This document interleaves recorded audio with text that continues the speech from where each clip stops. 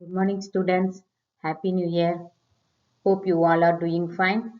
Welcome back to Social Studies class. Today we will study the new chapter, chapter 18, Kings, Queens and Rulers.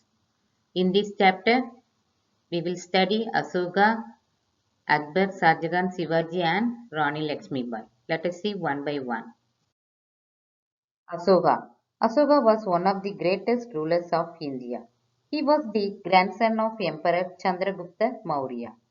Asoka conquered many kingdoms and helped in the expansion of his kingdom. But after the Battle of Kalinga, he was much saddened by the sight of the dead and wounded people. He decided to give up fighting wars and started following a path of peace and non-violence as preached by Gautama Buddha. He also took many steps for the welfare of the people. Asoka was the first king to use rocks and pillars to communicate with his subjects. The royal commands of the king, known as edicts, were installed in different parts of his kingdom.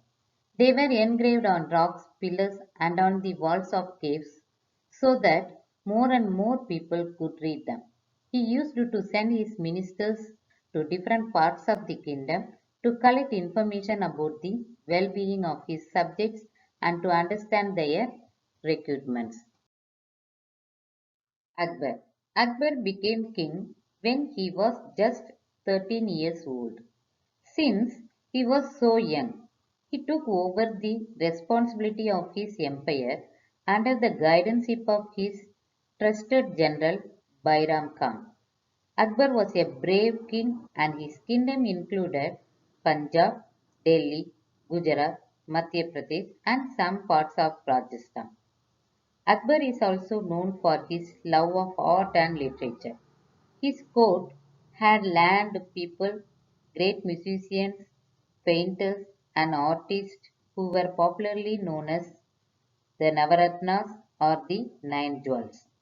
Akbar got constructed forts, palaces, and many buildings, including the city of Fatehpur Sikri. As you know very well, Shahjahan. Shahjahan was the son of Jahangir and the grandson of Akbar. When he became the king, the whole of North India was already under the control of Mughal rule. So he turned his attention to the south. Shahjahan is well known for the architectural marvel Taj Mahal.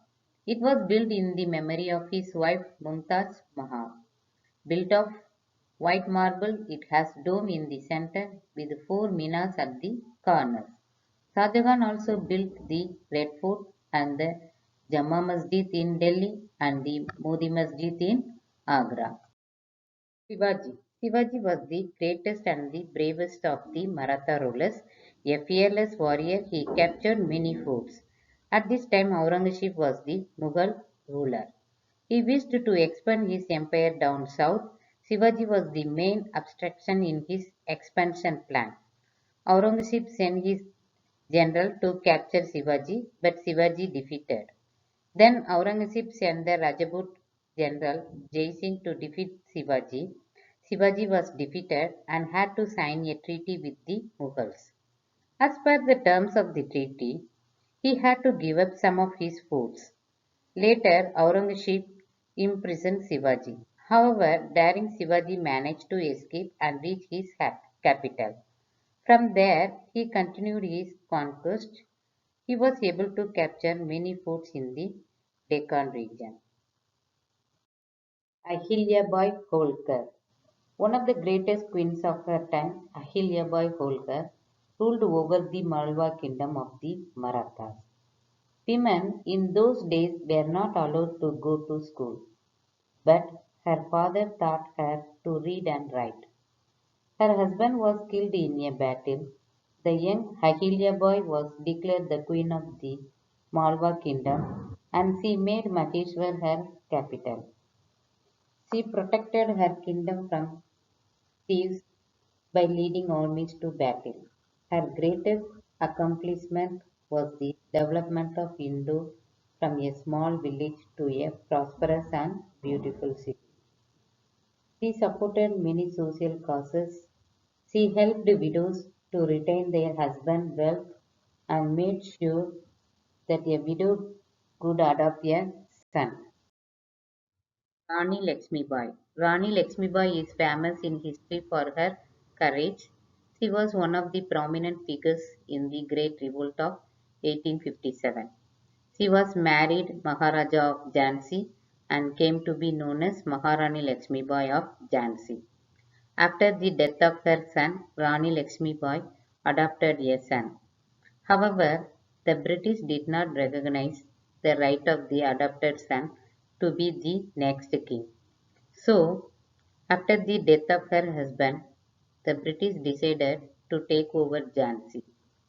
Lakshmibai was determined not to give up Jhansi.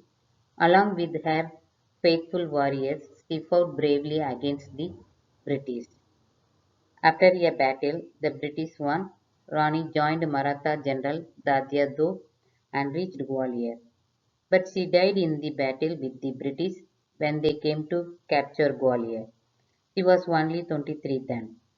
She indeed was a brave daughter of India. That's all for today class. Hope you all understood. Thank you. Have a nice day.